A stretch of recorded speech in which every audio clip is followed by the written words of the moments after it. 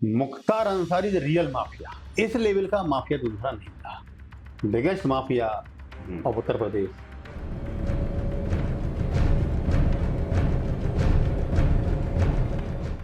इसका इसका आतंक था, चाहे विजय मिश्रा हो, चाहे कुंटू सिंह हो, चाहे अतीक अहमद हो, सब बड़े नाम है। इनका माफिया था, इनका इकबाल था। लोगों की हिम्मत नहीं थी कि बोली। हाँ, तुलना यदि मुख्तार से होती तो फिर वो एक गैप हो जाता, लेकिन अब ये भी बहुत बड़े गैंग हैं, बड़े माफिया। सर ये पढ़ रहे थे जैसे D9 गैंग, D36 गैंग, ये क्या था सर? आज हमारे साथ यूपी पुलिस के वह IPS अफसर हैं जिन्होंने मुख्तार अंसारी के साम्राज्य पे सर्वाधिक चोट की थी। आइए उनसे उन्हीं के सफर के बारे में जानते हैं। नमस्कार सर, यूपी न्यूज में आपका स्वागत है। थैंक यू सर, पहले तो आप कहाँ के आप रहने वाले हैं? पुलिस सेवा में आने की क्या सोची, कैसे सोची, क्या संघर्ष रहे सर, थोड़ा बताइए। देखिए, मैं जिला मथुरा का रहने वाला हूँ। मथुरा में गाँव पड़ता है नगला चंद्रभान। मैं देहात की बैकग्राउंड का हूँ और जो मेरी शुरू की एजुकेशन थी, क्लास 4 तक मैं अपने गांव में पढ़ा, जहाँ से मैं एकल टीचर वाली व्यवस्था, एक स्कूल में केवल एक टीचर हुआ करता था, वहाँ से हम पढ़े। फिर पास में एक टाउन है, वहाँ से हमने इंटर किया, और जहाँ से मैंने इंटर किया उसमें वहाँ की ये पोजीशन थी कि किसी को जानकारी भी नहीं थी। तो साइंस ग्रुप में मैं था इंटर में, और साइंस का वो सेकंड बैच था जब वहाँ साइंस स्टार्ट हुई। अच्छा, तो हमें 12 तक ये भी नहीं मालूम था कि जब 12 में पढ़ रहे होते तो इंजीनियरिंग का कोई एग्जाम भी होता है। जी जी। उसका तो हमें जानकारी हुई, फिर हमने BSc किया, फिर इंजीनियरिंग किया, फिर IIT पहुँचे, फिर IES के थ्रू हमने जॉब भी किया। और फिर जॉब करते करते जब IIT में पहुँचे थे, और फिर वहाँ पर लोगों को भी देखा, फिर जो समस्याएं भी देखी, तो इच्छा हुई कि भी कोई सर्विस ऐसी चूज की जाए जहाँ कुछ पब्लिक सर्विस का मौका मिले। तो ये सब चीज़ें थी, तो उसको सोच करके हम लोग IPS में आए। आपका तो वही गांव है जो पंडित दीनदयाल उपाध्याय जी का है? हाँ, ये मेरा सौभाग्य है कि मेरा वही गांव है जहाँ जो पंडित दीनदयाल उपाध्याय का गांव था, नगला चंद्रभान, जिसे आजकल दीनदयाल धाम भी कहते हैं। अच्छा अच्छा। सर पहले तो ये सर बताइए, जो पहली आप तो 14 जिलों में SSP रहे हैं, पहली पोस्टिंग आपको कहाँ मिली और क्या एक्सपीरियंस रहे उसके साथ? देखिए, पहली पोस्टिंग तो मेरी हमीरपुर में हुई थी। अच्छा अच्छा। और हमीरपुर आप पता नहीं कभी गए या नहीं गए, बहुत ही बैकवर्ड डिस्ट्रिक्ट है। हाँ हाँ। और जिला मुख्यालय जिले के एक एंड पर पड़ता है, जी जी।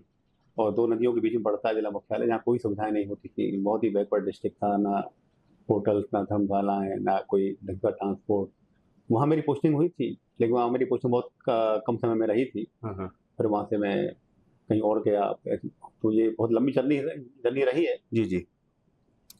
सर एक अब आते हैं सर, आप 2019 में आप ADG जोन बना के भेजे गए थे। एक विशेष टास्क था आपके सामने, वो था मुख्तार अंसारी, उसका साम्राज्य। तो सर वहाँ के बारे में थोड़ा बताइए कि जब आप गए तो आपके सामने क्या-क्या चैलेंजेस सामने आए? देखिए, पूर्वांचल बहुत समय से माफियाओं का डर रहा है, ये आप सब जानते हैं। जी, जी। और मुख्तार अंसारी एक ऐसा आतंक का नाम था कि जिसके नाम के आगे ही लोग डरते थे पूरी तरह। हुँ, और ये वाकई में एक माफिया था। हुँ, ऐसा माफिया जिसका इतना तगड़ा नेटवर्क, चाहे वो इकोनॉमिकल नेटवर्क हो, शूटरों का नेटवर्क हो, इलीगल धंधे हो, शेल्टर की जहाँ तक पोजीशन हो वो हो, भले इसको कहा जाए कि जिसका नेटवर्क पूरे हिंदुस्तान में फैला हुआ हो, हिंदुस्तान के बाहर भी फैला हुआ हो, हुँ, और जिसकी पॉलिटिकल अप्रोच भी हो। जी, जी। स्वयं आप जानते ही हैं कि MLA रहा है, मंत्री रहा है। तो ये बहुत ही एक ऐसा माफिया था, इसके नाम ही पर्याप्त था। किसी को डराने के लिए या कुछ भी करना है तो नाम का पर्याप्त था। तो जब मैं वहाँ पहुंचा, ये भी था, और भी कई माफिया थे। कुंटू सिंह भी था जमगढ़ का, विजय मिश्रा मधुई के रहने वाले हैं, वो भी उसी जोन में पढ़ते थे। और तो ये एक महत्वपूर्ण टास्क था, और माफियाओं के खिलाफ कार्रवाई करने का आसान काम नहीं होता। बेसिकली ये माफिया पे आप कार्रवाई करनी है, आपको उनका जो इकोनॉमिकल नेटवर्क है, जो उनके आर्थिक स्रोत हैं आय के, उनको ध्वस्त करना पड़ता है। इनके जो सहयोगियों हैं उन पे प्रहार करना पड़ता है। यानी आपको मल्टी डायरेक्शनल अप्रोच अपनानी पड़ती है कि इनके आय के साधन बंद हों, इनकी जो अवैध संपत्तियां हैं जो उन्होंने कमाई हैं, इलीगल कब्जा किए हैं, उनको जब्त या नष्ट किया जाए। जो आम जनता है उनमें एक ऐसा माहौल बनाया जाए जिससे इनके खिलाफ बोलने की हिम्मत कर पाए, क्योंकि इनके खिलाफ तो इतने सारे केसेज होते हैं, कोर्ट में कोई गवाही भी नहीं दे पाता था। आप जब आप तब तक का इतिहास देखेंगे, किस केस में इनका कन्विक्शन समय नहीं हुआ था, किसी की हिम्मत नहीं थी कि जाके कोई कोर्ट में गवाही दे। तो ये सारा इनका आतंक था। और इनका जितने वहाँ धंधे थे, चाहे PWD के जितने काम हो, इनके कुछ चुनिंदा ठेकेदार थे, वही उसमें अप्लाई टेंडर डालते थे, उन्हीं को टेंडर मिलना है, इनको कट पहुंचना है। मछली का धंधा जो पूरे पूर्वांचल, बिहार, नेपाल में था, इन्हीं को लोग लेके आएंगे, मनमानी रेट पे बेचेंगे, जिनको अमाउंट मिलेगा। कोयले का धंधा है, अवैध वाहनों से वसूलियां हैं, बहुत सारे नए ऐसे बुचड़ खाने हैं, ऐसे कितने इनके धंधे थे जो अवैध चल रहे थे। ये तो वो धंधे थे सबको दिखाई पड़ रहे थे। आपको आश्चर्य होगा कि एक गाजीपुर में एयरपोर्ट की लगभग 50 बीघा सरकारी जमीन थी। वो जमीन पर भी 8-10 साल से इनका कब्जा था, इनके लोगों का कब्जा था। हॉट मिक्स प्लांट चल रहे थे वहां पर, किसी की हिम्मत नहीं थी इनको हटवा दिया जाए। ये सारे इनके धंधे थे। कोयला में मऊ में पूरा इनका इकरार चल रहा था, ये सारे धंधे इनके सब बंद कराए गए। कोयले का धंधा, जैसे ये मतलब वहाँ कोयला कोई खनन तो होता नहीं था? खनन नहीं होता है, जैसे मछली भी है, कोयला भी है। हाँ। होता यह है कि जहां से कोयला आया, जी जी, तो इनके आदमी के अलावा कोई दूसरा लेके नहीं आ सकता। अच्छा। और फिर वो मनमानी रेट पे बेचेगा। जो मानो कोई रेट 10 रुपए का होना चाहिए तो 20 रुपए बेचेगा। तो आम आदमी को मार पड़ रही है। और इनको पर टन, पर केजी इनको इनका फिक्स अमाउंट होगा। सेम मछली थी, पूरे पूर्वांचल की जो सप्लाई मछली होती थी, बिहार की भी होती थी, नेपाल में होती थी, तो इन्हीं के कुछ 2 लोग थे जो उन्होंने उनको कोई काम दे रखा था। कोई आंध्रा से और वेस्ट बंगाल से लेके आते थे, उसके अलावा और किसी लाने की हिम्मत थी नहीं, मनमानी रेट में बेचते थे और पर केजी इनका कमीशन इनको पहुंचता था। तो ऐसे बहुत सारे इसी प्रकार से जो ठेके थे, चाहे वो सड़कों के हों, प्रधानमंत्री आवास योजना के ठेके हों, इन्हीं के लोग अप्लाई करेंगे, इन्हीं को ठेका मिलेगा।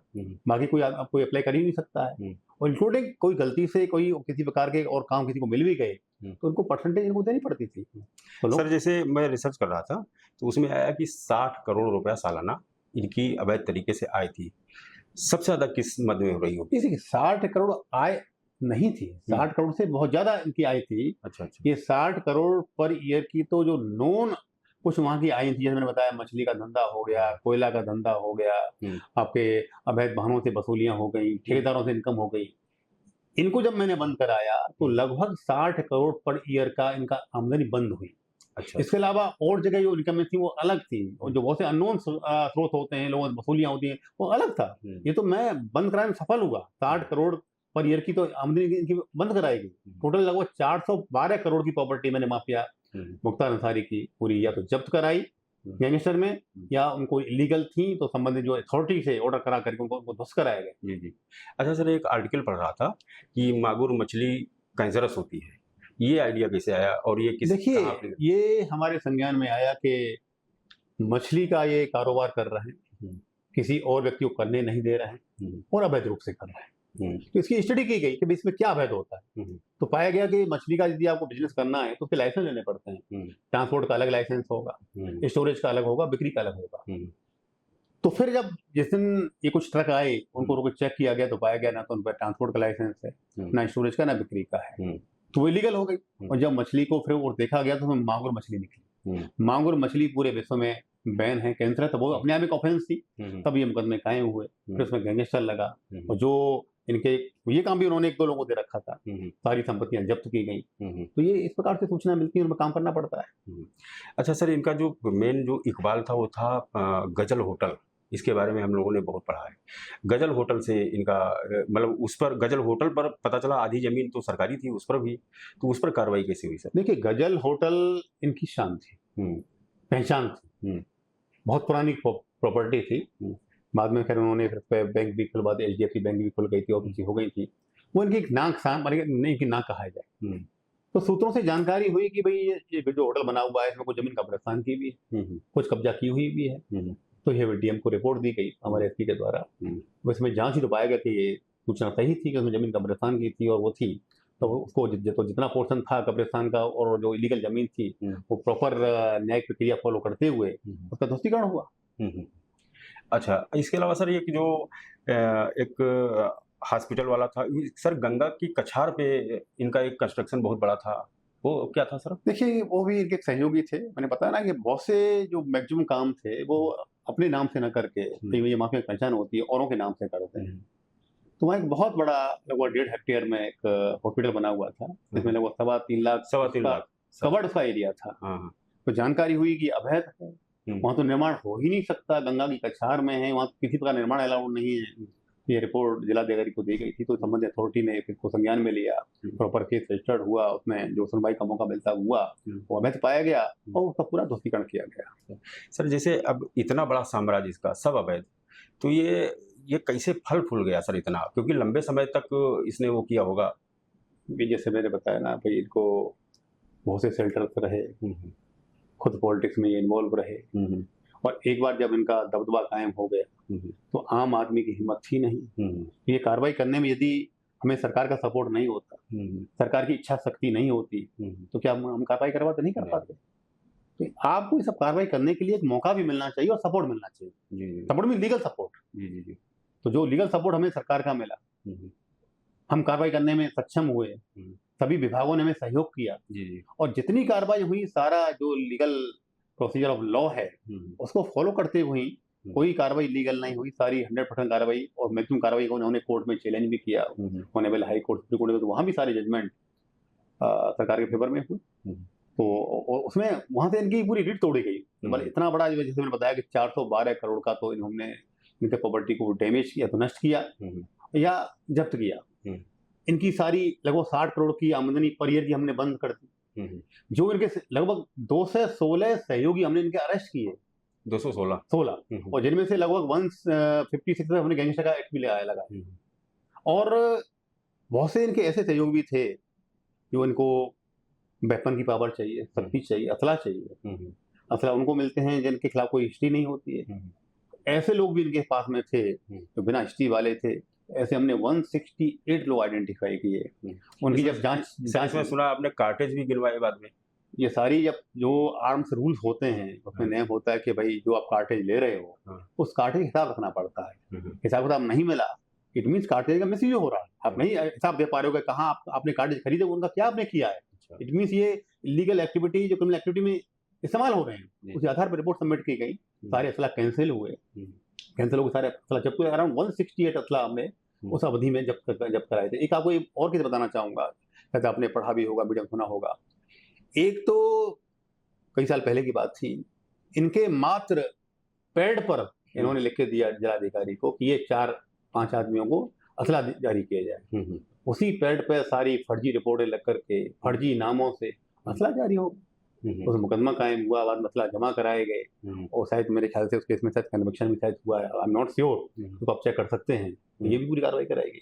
तो जब ये तो सारी कार्रवाइयाँ हुई, इनके बहुत सारे शूटरों गैंग थे, मतलब बहुत सारे शूटर गैंग थे। उन गैंगों को हमने आइडेंटिफाई किया, उनमें से 2 तो वहाँ जो में हमारे एनकाउंटर मारे भी गए थे, कुछ पे गैंगस्टर कार्रवाई, उनकी सारी संपत्ति जब्त की गई। यानी अकेले इनकी नहीं, जितना इनको सपोर्ट करने वाले लोग थे लीगल एक्टिविटी में, जो क्राइम में इन्वॉल्व थे, चाहे वो शूटर थे, चाहे अवैध गतिविधियों में थे, उन सबको चिन्हित किया गया। उन सबके खिलाफ जब कार्रवाई हुई तब एक माहौल बना, तब जाके जनता में भी एक ये सेंस ऑफ सिक्योरिटी डेवलप हुई। तब लोगों ने बोलना शुरू किया, तब लोगों ने जाके कोर्ट में गवाही देना शुरू किया। उसका परिणाम बाद में हुआ कि इनका कन्विक्शन हुआ। अच्छा सर, एक चीज और है, वहाँ जैसे गाजीपुर का करीमुद्दीनपुर गांव है, वहाँ एक लोकल नदी बहती है, अस्थायी नदी। पता चला वहाँ इन्होंने एक पुल बना रखा है। वहाँ एक नन्हे खां नाम के एक व्यक्ति हैं, तो उसकी पत्नी प्रधान थी, ये प्रधान पति थे। तो वहाँ नदी पे भी इन्होंने पुल बनाया, अपने पैसों से बनाया पुल, कि वहाँ सरकारी जमीन मिल गई, पुल बन गया, वहाँ पानी इकट्ठा होगा तो मछलियां पाली गई और मछली का भी व्यापार किया गया, तो उसको पूरा ध्वस्त कराया गया।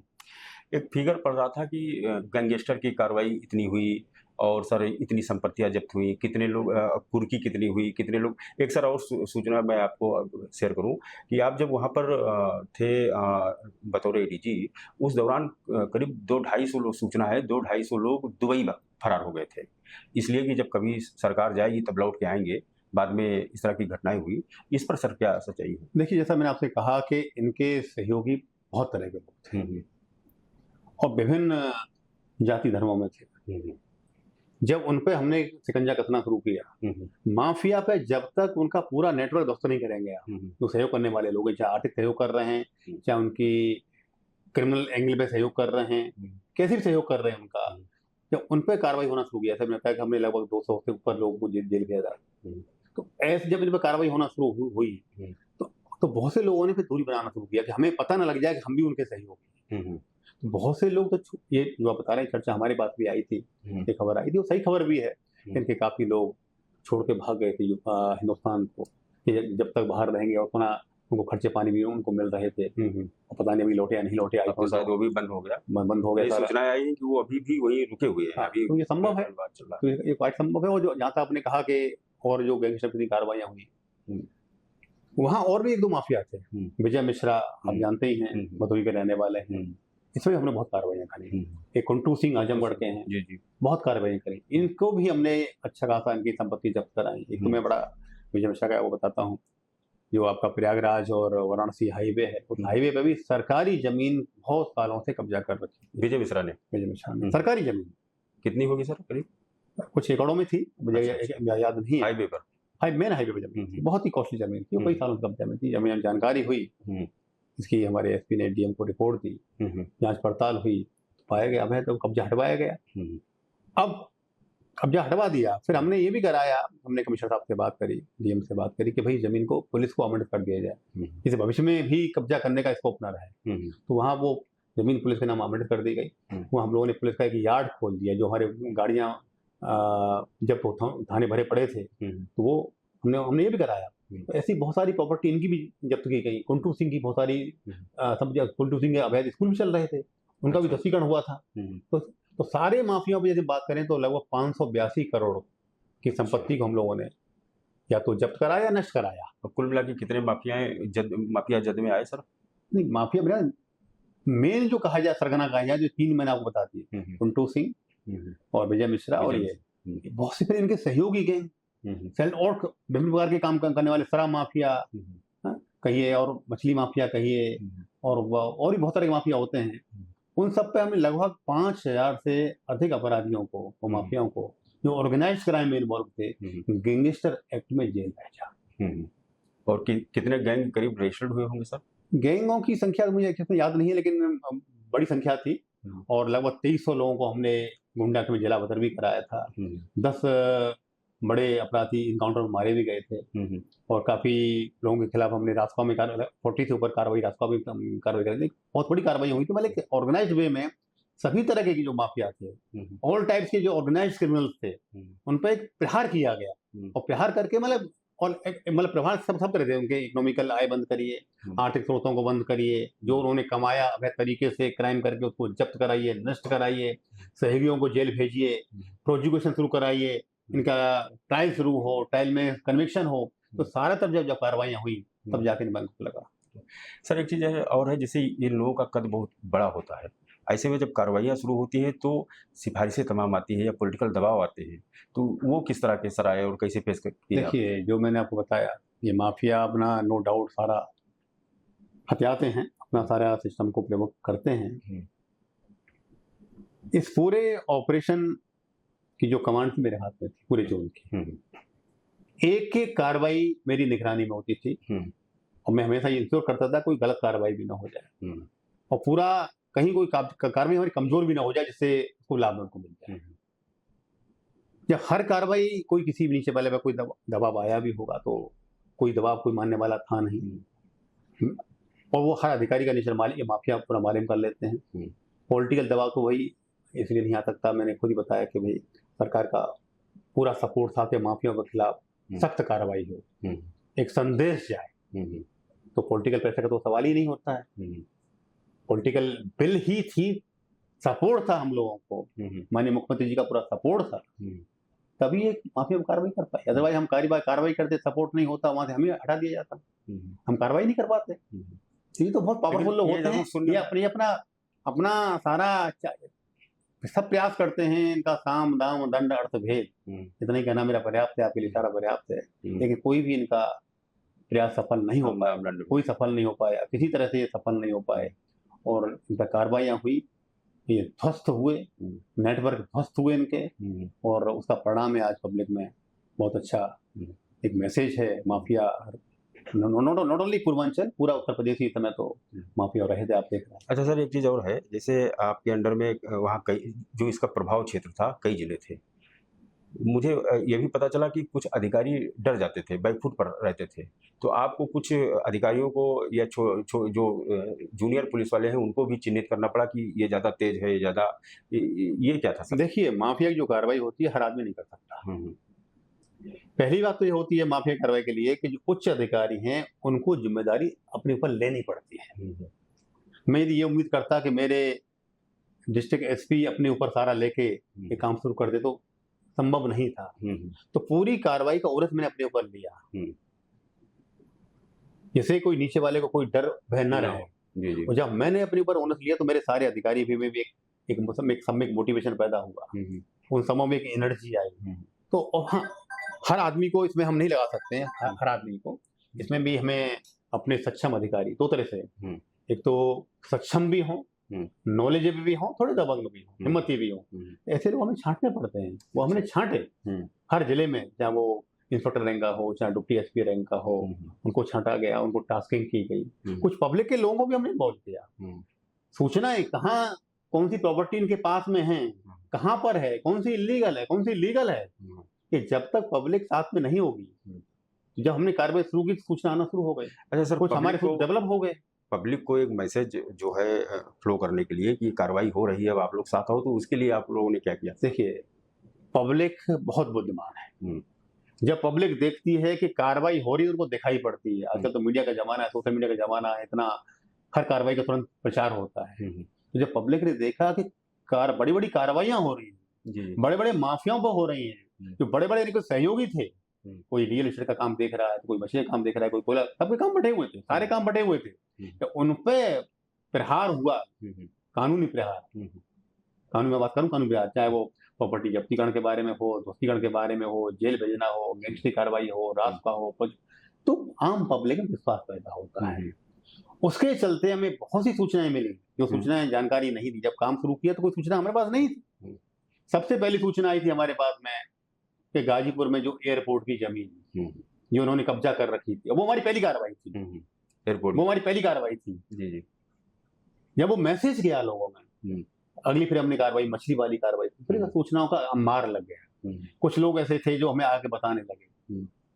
हमें सूचना सीधी मुझे मिलती थी, मेरे अधिकारियों को भी मिलती थी, और सारे पूरी सबने टीम की तरह काम किया। मैं कहूँ सारा काम मैंने कर लिया, कहना गलत है, टीम ने काम किया पूरा। ठीक है, उसको मेरा सुपरविजन रहा, मुझे सरकार का सपोर्ट रहा, माननीय मुख्यमंत्री जी का पूरा सपोर्ट था कि लीगल कार्रवाई में आप कोई कार्रवाई करी, फ्री हैंड था वही करने के लिए, तो वो सारा फ्री हैंड मुझे रहा।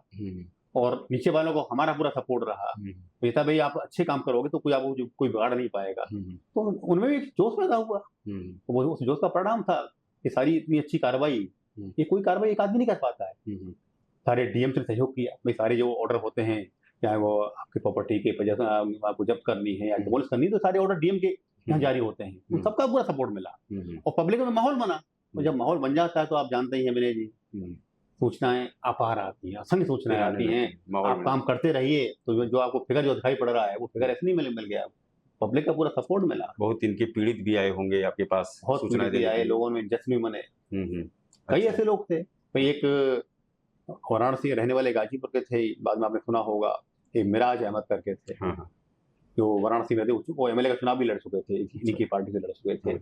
उनके पास कुछ इलीगल वेपन्स थे, उनमें उनको बंद किया गया, फिर वो जेल में चले गए। बाद में उनके साथ जेल में ही बीमारी से उनकी मौत भी हो गई थी, हो गए। तो ऐसे जब ऐसे लोगों की कार्रवाई होती, बड़े बड़े जब बड़ी मछली पर आप प्रहार करते हो ना, वो नहीं 100-200 वाले यहाँ देख रहे हैं कि 10 करोड़ 20 करोड़ 50 करोड़ की संपत्ति जब्त हो रही है, जो बड़े बड़े जिनके खिलाफ कोई बोलने की हिम्मत नहीं थी। तो फिर आम पब्लिक में कॉन्फिडेंस पैदा होता है। यहाँ तक लोग कहने लगे, कुछ मिलने वालों ने मुझे फीडबैक दिया कि जैसे बताया कि इनके गैंग के अलावा कोई आदमी कोई नया काम शुरू कर दे पहले, तो उसको कुछ परसेंटेज इनको देनी पड़ती थी। अच्छा।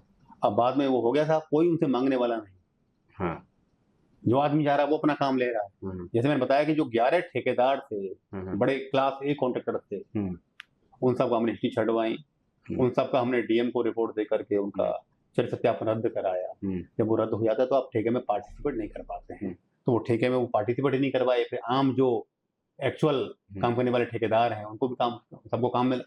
तो सारी बहुत सारी चीजें हुई, आम पब्लिक को बड़ा फायदा इसका मिला है, एक बड़ा अच्छा माहौल भी पैदा हुआ है। तो ये सारा है। एक सर ये पढ़ रहे थे जैसे D9 गैंग, D36 गैंग, ये क्या था सर? देखिए, गैंग बहुत तरह के होते हैं। जैसे मुख्तार का बात करेंगे, मुख्तार जी का, तो IS 191 गैंग था, इंटर स्टेट 191 गैंग का नंबर होता है। डी मतलब inter with in district gang है। नहीं, ये पुलिस विभाग बनाता है सर? इसका मैं प्रक्रिया बता रहा हूँ आपको। जो डी गैंग होते हैं उसका रजिस्ट्रेशन होता है, वो हमारे एसपी करते हैं। किसी जिले में गैंग एक्टिव है, किसी भी, क्या वो आपका अवैध शराब बना रहा है या हत्यारा गैंग है, चोरों का है, कि जैसा भी गैंग है, तो आइडेंटिफाई करके थाने रिपोर्ट आती है, उसका गैंग का रजिस्टर। फायदा ये होता है जब गैंग का पंजीकरण हो जाता है तो हर महीने समीक्षा उसकी होती है हर मेंबर की, कि वो मेंबर कहाँ है, जेल में है, बाहर है, सक्रिय है या शांत बैठा हुआ है। और जब वो एक से अधिक जिले में काम करता है तो आपका आईआर गैंग आ जाता है, इंटर रेंज गैंग आ जाते हैं, आईएस इंटरनेशनल आ जाते हैं। तो विभिन्न स्टेजों में इनका पंजीकरण होता है, तो इसका एक रिव्यू रहता है, एक पुलिस का, मतलब इसकी लगातार वो हमारी निगाह में, जैसे इंस्टीट्यूशन होता है, जब आपकी चेक खुल जाती है किसी अपराधी की तो हर महीने उसकी निगरानी होती है। ऐसे जो गैंग होते हैं वो लेवल से इनकी समीक्षा होती है, इनका चाहे वो प्रोजिक्यूशन हो, चाहे इनकी गतिविधियां हो। तो ऐसे बहुत सारे गैंग, हमने कहा ना, इनके बहुत सारे गैंग थे, बहुत से गैंग शूटरों के गैंग हैं, कुछ मछली वाले गैंग होंगे। तो सारे गैंगों को सब मिला के कितने गैंग रहे होंगे सर? बहुत सारे, मैंने ही इनके लगभग 10-12 गैंग तो मैंने ही इनके रजिस्टर कराए थे, जो इनके सहयोगी गैंग थे। अच्छा, वो कराए थे। तो गैंग तो बहुत सारे होते हैं। जहाँ बात माफिया की हो रही है वहाँ इन पर भी कार्रवाई हुई, विजय मिश्रा पर भी कार्रवाई हुई, कुंटू सिंह पर भी कार्रवाई हुई। कुंटूर ध्रुव सिंह उसका नाम है, आजमगढ़ जेल में था। ये सब मतलब इनका माफिया था, इनका इकबाल था, लोगों की हिम्मत नहीं थी बोलने की। अच्छा सर, आप जैसे 14 जिलों में एसएसपी रहे, 4 जोनों में आप आईजी रहे, क्या इस कद का कोई इस आपके पुलिस लाइफ में क्या इस कद का कोई मिला सर? और देखिए, मैं यहाँ कहा, मैं 14 जिले में एसएसपी रहा हूँ, 3 रेंज में भी रहा हूँ, और आईजी और एडीजी मिला मैंने 6 जोन किए हैं। इस लेवल का माफिया तो दूसरा नहीं था। अच्छा, जो मैं कहूँगा जो biggest mafia of Uttar Pradesh, तो ये वाला यही मुख्तार अंसारी गैंग था। इसके बाद में ये सब आते हैं, आपका अतीक अहमद भी, वहाँ मैंने इलाहाबाद में भी काम किया है, वहाँ भी मैंने इस पर कार्रवाई करी थी। और मैं इलाहाबाद की पोस्टिंग में भी, और वाराणसी में जो विजय मिश्रा, ये भी बड़ा माफिया है, सब कार्रवाई करी है। लेकिन अच्छा सर, अतीक अहमद और जैसे संस्थाएं इन लोगों ने अपनी अवैध बना रखी थी, तो अतीक अहमद और मुख्तार अंसारी में क्या फर्क आपको समझ में? देखिए, Mukhtar Ansari the real mafia, यानी ऐसा माफिया जिसका नेटवर्क बहुत बड़ा फैला हुआ हो, हिंदुस्तान में फैला, हिंदुस्तान के बाहर फैला हुआ हो, और उसके इतने सारे सब गैंग हों, जिनको विभिन्न प्रकार के काम बटे हुए हों। किसको शोरूम चलाने हैं, किसको कोयला का धंधा करना है, किसको ठेके लेने हैं, किसको शूट करना है, किसको कौन असला चलना है, पूरा एक सिस्टमेटिक कहा जाए, ऑर्गेनाइज्ड कहा जाए, तो वो ये था। और अतीक सर? अतीक कहिए कि अतीक का एक अपना उसका गैंग कहिए तो कहिए, टोटल क्रिमिनल गैंग है। केवल एक, मतलब उसका एक, इसकी तुलना में वो भी बहुत बड़ा था, लेकिन इसकी तुलना में तो आप नहीं कह सकते हो जो मुख्तार था। लेकिन इसका एक वो था, मतलब उसका एक नेटवर्क उतना बड़ा नहीं था जितना मुख्तार का था, उसका था, लेकिन ये भी बहुत बड़ा था। इसका आतंक था। मैं प्रयागराज में एसएसपी भी रहा, मैं डीआईजी एसएसपी रहा, मैं आई जोन रहा, और मैंने उस समय भी इसके खिलाफ बहुत कार्रवाई करी थी। ये भी बहुत बड़ा माफिया है। अच्छा, लेकिन दोनों में केवल ये। अच्छा सर, ये विजय मिश्रा सर? विजय मिश्रा बहुत बड़ा माफिया है। इसका भी वही है, इसका भी एक नेटवर्क अपने उस एरिया में है, ये ऑर्गेनाइज्ड गैंग ये भी है। और ये ज्यादातर ऐसे होते हैं कि कुछ लिमिटेड लोग वो पालते हैं। अच्छा, और अपने बहुत अटूट क्राइम, संपत्ति कमाना, और वही आतंक पैदा कर देना कि कोई दवाई नहीं दे, वो देते। उसका भी अब कन्विक्शन होते थे, केसेस थे जो हमारे टाइम में रजिस्टर्ड हुए थे, चार्ज लगी थी, उनमें इनका कन्विक्शन हो रहा है। ये सारे, मतलब ये सब बड़े नाम है, चाहे विजय मिश्रा हो, चाहे कुंटू ध्रुव सिंह हो, चाहे अतीक अहमद हो, सब बड़े नाम है। हाँ, तुलना यदि मुख्तार से होती तो फिर मुख्तार का वो एक गैप हो जाता। लेकिन अब ये भी बहुत बड़े गैंग हैं, बड़े माफिया, ऑर्गेनाइज्ड, सारे बड़ा ऑर्गेनाइज्ड भी है, और हर जगह उनका सिस्टम है। मैं हर चीज आपको शेयर नहीं कर सकता हूँ, बहुत सारी चीजें होती है, इनका बड़ा सिस्टमेटिक काम, इनका काम पड़ता है, हर जगह इनका बड़ा सिस्टम इनका काम पड़ता है माफियाओं का। अच्छा सर, अब आप मानवाधिकार आयोग में मेंबर हैं, यहाँ भी तमाम इस तरह के मामले आते हैं, कुछ पुलिस का टार्चर का आता है, प्रशासन का, तो यहाँ पर किस तरह, मतलब जो है कैसे? देखिए, मैं बता दूं, मानवाधिकार आयोग के बारे में जो लोगों की धारणा क्या है और क्या समझते हैं, हम भी पहले इसको पूरा नहीं समझते।